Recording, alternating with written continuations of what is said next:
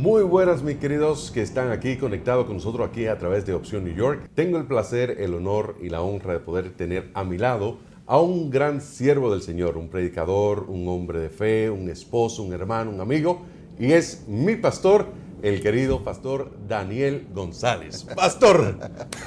Gracias, De David, nada. gracias Para por mí, estar aquí. de nada, gracias a usted por aceptar la invitación. Y en esta semana, pastor, hemos tenido el placer de que en este espacio que nos da Opción New York podamos hablar un poquito más acerca del amor de Cristo Jesús.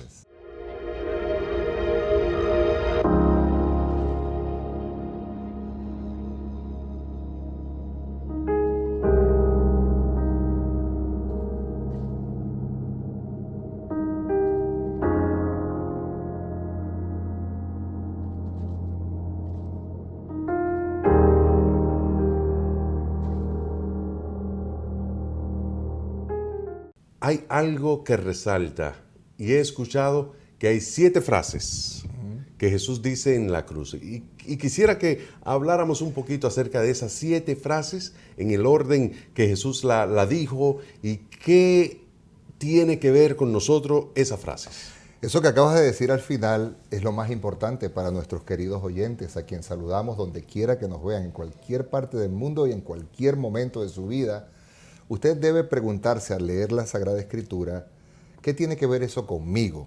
Porque eso es lo importante. Dios quiere que al leer la Sagrada Escritura yo lo lleve a mi vida personal. Exacto. Y pudiéramos introducir hablando de que las palabras de Jesús en la cruz son el último sermón que él dio antes de morir, y pocas veces se registra lo que quiere una persona decir en su lecho de muerte. Sí. Bueno, lo escucha la esposa, lo escucha que si la mamá, lo escuchan algunos hijos, pero el relato bíblico de lo que Jesús dijo en el momento de su muerte es universal.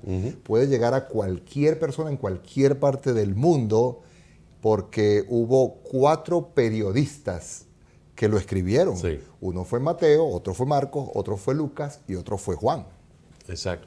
Y obviamente esa horas antes, moviendo un poquito antes en el Getsemaní, cuando Jesús estaba orando y le pide a sus discípulos que oren con él y ellos se quedan dormidos y Jesús se va y se entrega al Padre y está suplicándole al Padre que pase sobre él esa copa y que ahí caen sudores de sangre y eso. Era porque la presión que él sabía lo que venía no iba a ser nada fácil. Al punto que él llegó a expresar como un humano que era a su padre: Padre, si es posible, pasa de mí esta copa, porque era un asunto muy fuerte. De hecho, la frase que está en la mitad de las 7 es la más interesante de todas, es la climática, porque 3 escribió Lucas y 3 escribió Juan.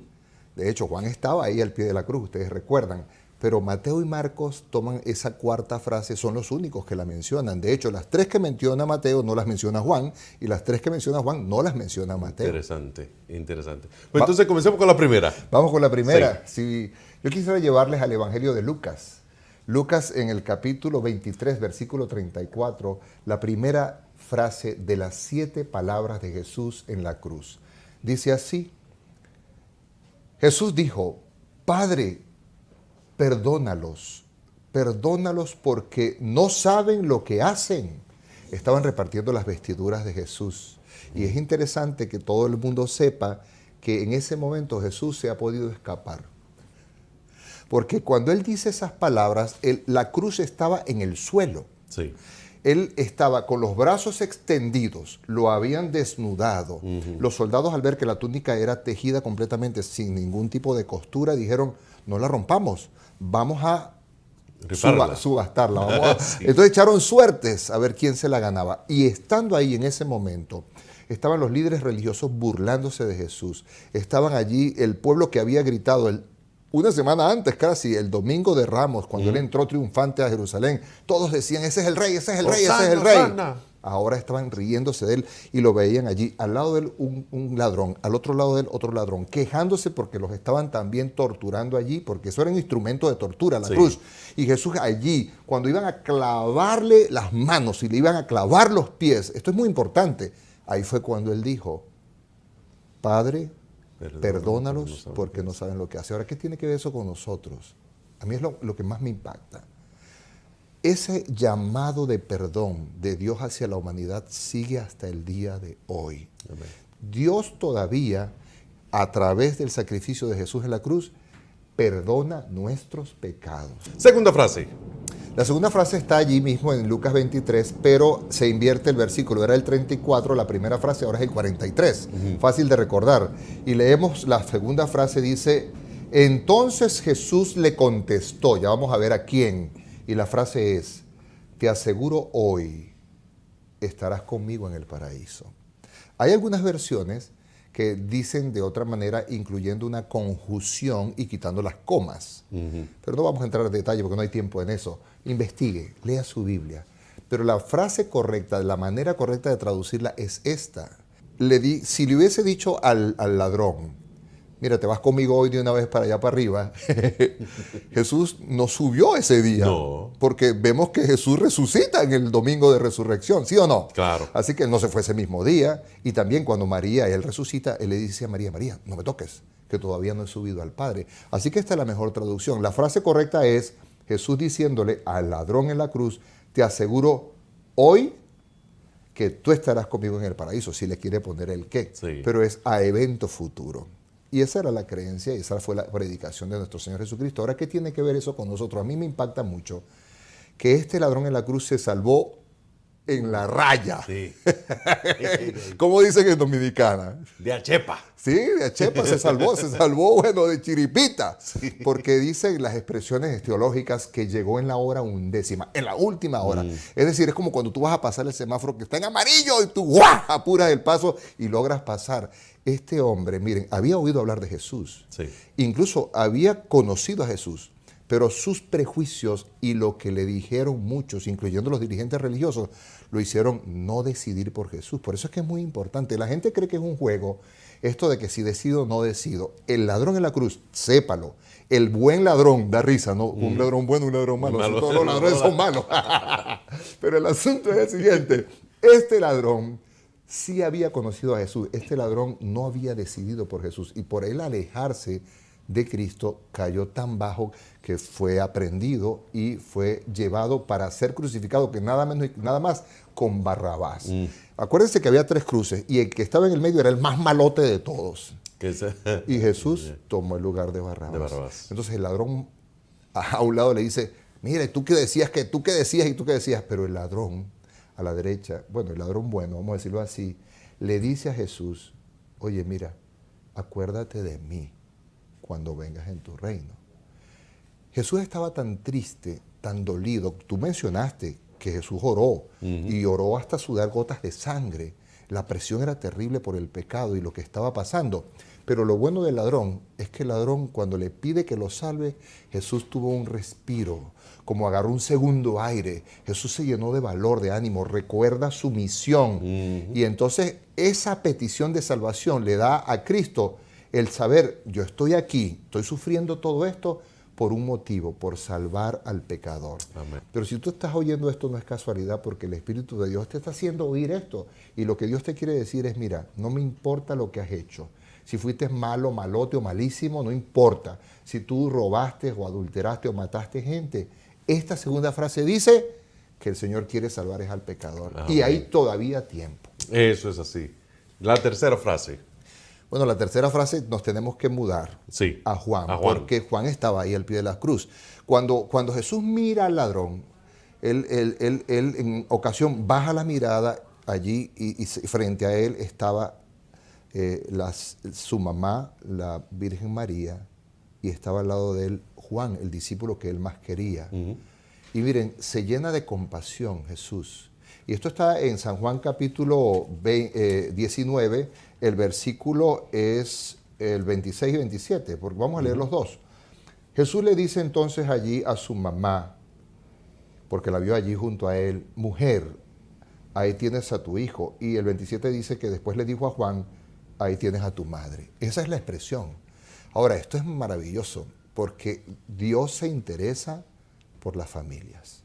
Amén. Quizás aquí ahorita nos esté escuchando una persona que perdió a su esposo. Quizás nos esté escuchando una persona que perdió a su hijo. Quizás nos esté escuchando una persona que se acaba de divorciar y que dice, ¿y dónde está Dios? Miren, Dios se preocupa por las familias y usted puede ver ese amor filial de Jesús ahí en la cruz. Cuando Él le dice a María, mira, ahí está tu hijo. Jesús era el hijo de María, Sí. pero Él está muriendo y una mujer en el tiempo de Jesús, Darwin, es bueno que tú sepas esto, bueno, mucha gente sabe esto, quedaba desamparada. Sí. Prácticamente quedaba en la indigencia. María era viuda, pero su hijo la ayudaba a sostener. Y ahora muere el hijo. ¿Qué esperanza tenía esta pobre mujer? Pero Jesús le hizo provisión. Si la primera frase de Jesús fue una frase de perdón y la segunda fue una frase de certeza, de promesa, te vas a salvar, esta frase es una frase magnífica. Yo diría que es una frase que debe asegurarnos a todos nosotros que Dios nunca nos va a desamparar. Amén. Que Él hace provisión. María estaría imaginándose, ahora qué va a pasar con mi vida, qué me va a pasar. Mira, nunca dudes que Dios se preocupa por ti. Nunca, ni un cabello cae de nuestra cabeza sin que Dios sepa, sin que Dios lo permita. Y Él dice que si cuida de los pajaritos, también cuidará de nosotros. Ahora, llegamos a la mitad, Sí. ya vimos 3. Sí. Viene la de la mitad, la cuarta. Y después vamos a otras 3. Deje el dedito puesto allí o su teléfono abierto. Sí, Bueno, yo tengo bueno, mi Biblia. Aquí el teléfono. fácil. Pero tenemos que irnos ahora a la frase en Mateo y Marcos. Sí. Estas frases de Lucas, bueno, y las de Juan, fueron escritas de manera universal, pero acuérdense que Mateo escribe a los judíos y Marcos escribe en un lenguaje también, pero un poco más amplio, porque la frase que vamos a leer, no la vamos a leer en Marcos. Marcos la escribe en arameo, pero me gusta que Mateo la escribe en hebreo, porque Sí. Mateo escribió para los judíos. Así que rapidito vamos a ir a Mateo capítulo 27, versículo número 46. Cerca de la hora novena, algunos preguntan, ¿qué hora era esa? ¿Qué es eso de la novena? Eran las 3 de la tarde. A Jesús lo crucificaron prácticamente en la hora del sacrificio del corderito en la mañana. Acuérdense que en el templo se sacrificaban 2 veces al día, mañana y tarde. Él empieza la crucifixión como en la mañana, tipo 9 de la mañana, y él muere como a las 3 de la tarde. Miren, cumpliendo la profecía. Interesante. Y eso tiene que ver con esto. Aquí dice el versículo número 46, Elí, Elí, lama sabactani. Espero haberlo dicho bien, si alguno habla hebreo. Y usted dirá, ¿y eso con qué se come? ¿Qué significa? Bueno, si usted está leyendo, ahí está en español. ¿Cómo es en español? Dios mío, Dios mío. ¿Por qué me has desamparado? ¿Por qué me has desamparado? Sí, Señor. Y algunos dicen, pero pastor, mire, allí Jesús como que le faltó la fe. Esta es la parte más complicada de explicar.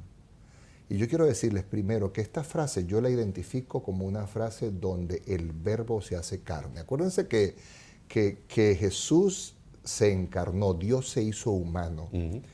Y Jesús sufrió como un humano. Algunos dicen, no, él era Dios, él podía aguantar todo. Mire, póngame cuidado esto que le voy a decir. Jesús puso en riesgo su propia vida, su eternidad, su reinado, su dominio. Porque en ese momento, cuando él expresa, Padre, ¿por qué me has desamparado? Era tan fuerte la presión, primero de las burlas, el cansancio físico. Él también estaba bajo la presión. Al lado de la cruz estaba el diablo. Y eso hay que decirlo literalmente. El diablo estaba ahí incitando a que se burlaran de él, que le dijeran, mira, se salvó a otros y no se puede salvar él mismo. Mira, tanto que hablaba. Oye, a mí me da coraje cuando yo veo eso. Sí. Yo le pido al Señor, dame todavía paciencia. La que tú dijiste, perdónalo porque no saben lo que hacen, porque yo me lleno de tristeza y como de molestia de que la gente no valora lo que Dios hizo, lo que Jesús hizo por nosotros. Y Jesús dice, Padre, ¿por qué me has desamparado? Y es interesante, Él dice, Dios mío, Padre, ¿por qué me has desamparado? En ese momento algo pasó.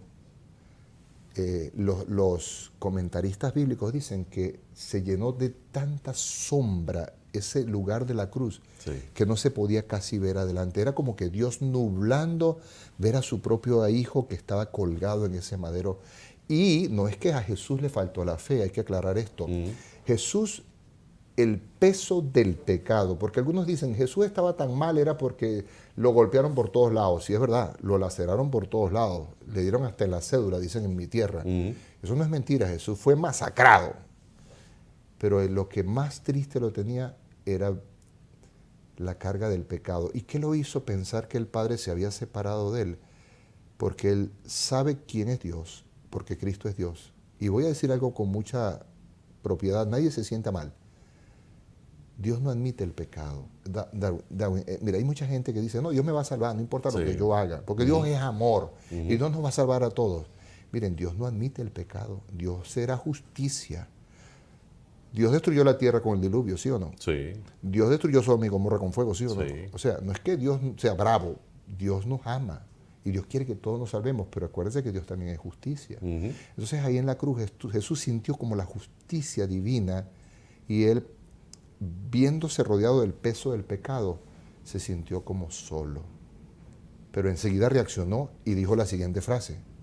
¿Cuál fue la siguiente frase? La número 5. Tenemos que volver a Juan. A Juan. Porque Juan es el testigo. Jesús en su humanidad dijo, tengo sed. Sí. Y eso está en San Juan capítulo 19, versículo 28. Jesús dice, sed tengo o tengo sed. ¿Qué refleja esto de Jesús? No sé si tú lo captas. ¿Jesús se cansaba, sí o no? Sí. Claro. Cuando él fue a donde la samaritana, que eso lo relata el mismo Juan en el capítulo 4, la samaritana, él dice ahí que él llegó al pozo, tenía sed, tenía calor, estaba cansado. Una vez se quedó dormido en el barco. Jesús vivió como todos nosotros y él vivió sin pecado. Y esto es lo lindo de esta historia. Tenemos un sumo sacerdote que intercede por nosotros porque él fue tentado en todo, dice el libro de Hebreos, pero no pecó. Entonces fíjate cómo es la cosa, dice 2 Corintios capítulo 5, que él no pecó, pero Dios lo valió como si hubiese pecado para que yo, que sí he pecado, y tú que estás viendo este programa también eres un pecador, nosotros tengamos justicia de Dios y no nos sea contado nuestro pecado. Yes. Es lindo ver a un Jesús que como el segundo Adán, como humano, como tú y yo, ganó la victoria. Y esa es una esperanza para nosotros también de que con Cristo, como dice la Biblia, todo se puede. Maravilloso. Jesús toma el vinagre y después de que él toma el vinagre, entonces viene la sexta frase. De las 7 palabras, esta es la sexta. Y él dijo, consumado es. Eso traducido más o menos a un castellano nuestro, pudiéramos decir, está listo, está hecho. Eso es como cuando a usted le mandan a hacer una tarea y pasa tiempo y ya terminó la tarea. Usted dice, ¿cómo se siente? Ya un alivio. Terminé. Y eso es lo que Jesús está diciendo aquí. Se hizo ya. Y esa palabra sobre todo fue para el diablo. Esa palabra también es para nosotros. Pero esa palabra es sobre todo para el cielo. Señor, el plan que hicimos, si la humanidad caía, desde antes de la fundación del mundo, si ellos pecaban, la promesa que le dijimos a Adán y Eva en Génesis 3:15, que habría una lucha y que herirían en la cabeza a la culebra, pero la simiente de Cristo sería herida en el talón. Esta era la herida del talón. El diablo pensó que estaba ganando porque mató al Hijo de Dios, mató a Cristo, y los ángeles malignos celebraban y el diablo celebraba, porque lo matamos. Los judíos, líderes religiosos, lo matamos, acabamos con él, se acabó este problema.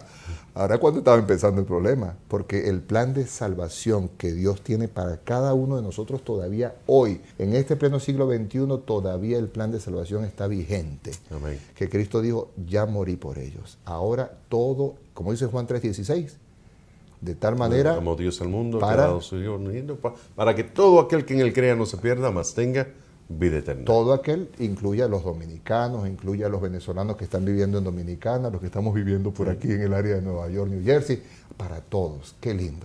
Qué y lindo. llegamos a la última frase. La última frase.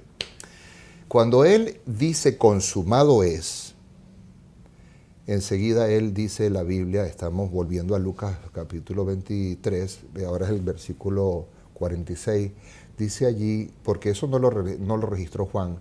Juan dice que él bajó la cabeza y expiró, o que entregó su espíritu. Pero ¿qué dijo en el momento que él expiró? Bueno, él dijo, consumado es, Señor. Hecho está. Lo logramos. Y baja la cabeza, pero él dice, en tus manos encomiendo mi espíritu. Para mí esa es una frase que yo, si hay que ponerle un título, es una frase de fe, es una frase de confianza, es una frase, déjame ponérselo así, estamos hablando de Dios muriendo.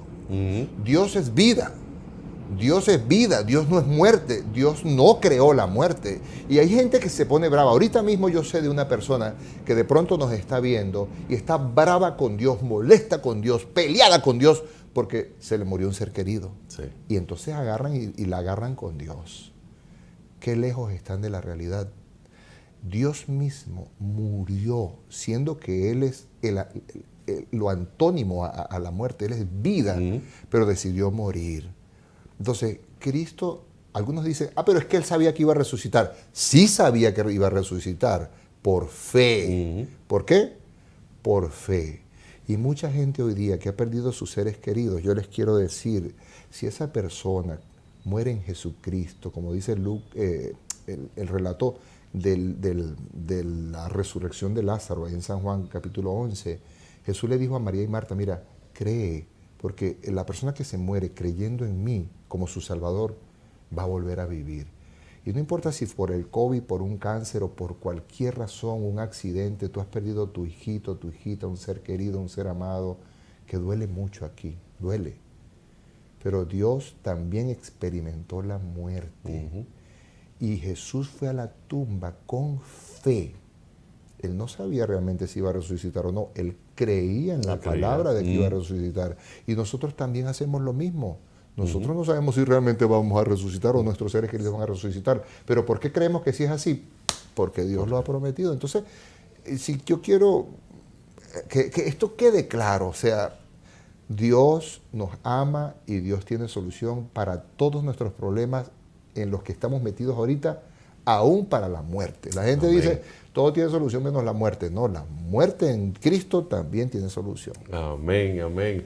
Pastor, muchísimas gracias. Ese mensaje poderoso. Yo sé que hablar de este tema en los pocos minutos que tuvimos es algo que hay que hacer magia, porque es tanta cosa que hay que decir que es fuerte. Sí, toman una frase para un tema cada día y alcanza para la semana. Para la semana completa, imagínense. Y le voy a pedir para finalizar que nos tenga una oración para así cerrar este segmento.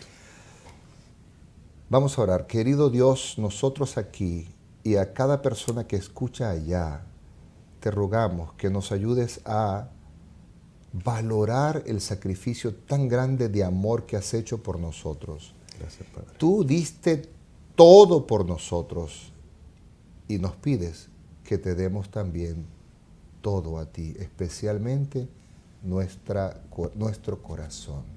Te lo entregamos, Señor.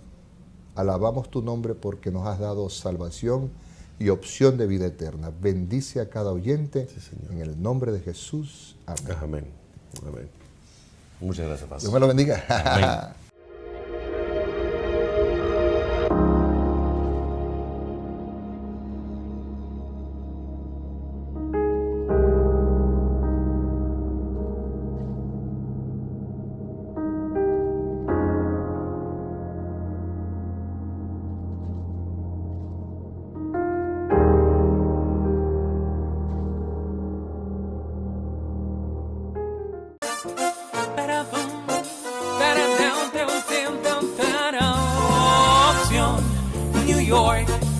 Qué mejor forma de comunicación, Opción New York.